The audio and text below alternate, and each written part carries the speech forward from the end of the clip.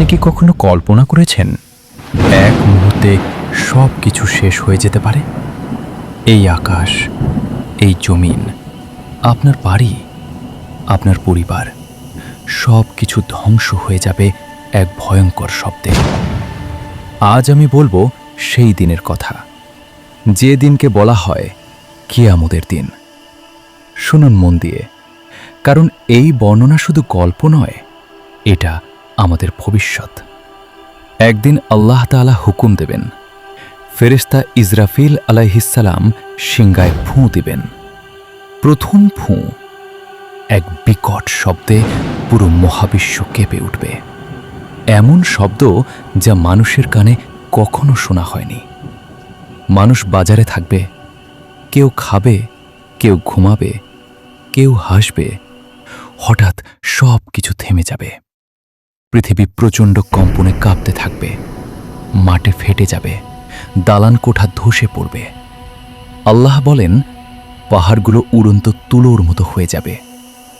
যে পাহাড় 1000 বছরেও নড়ে না, তা বাতাসে উড়বে ধূলিকণার মতো।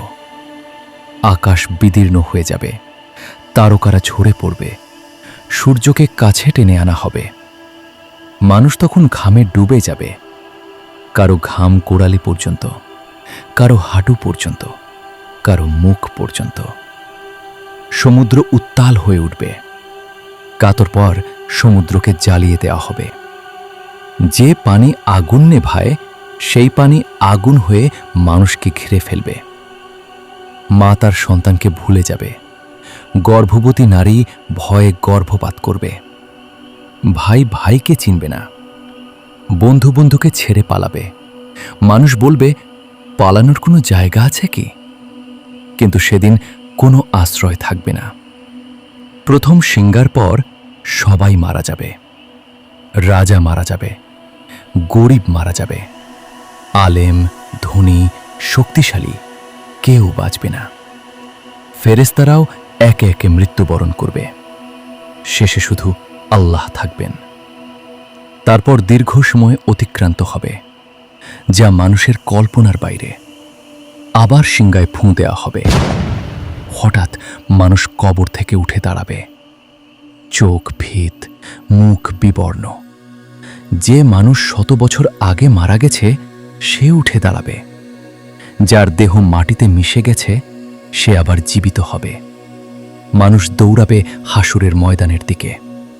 সূর্য মাথার উপর 1 মাইল দূরে থাকবে। জমিন হবে উত্তপ্ত তামার মতো।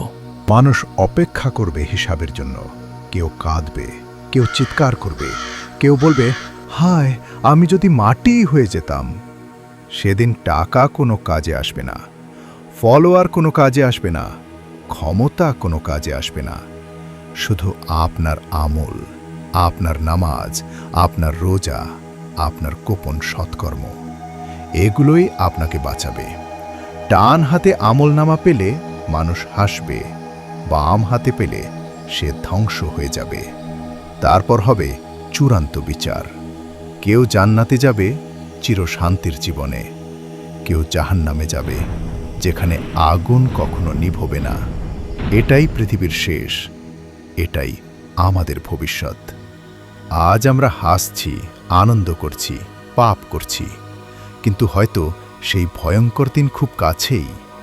যদি আজই পৃথিবী ধ্বংস হয়ে যায়, আপনি কি প্রস্তুত?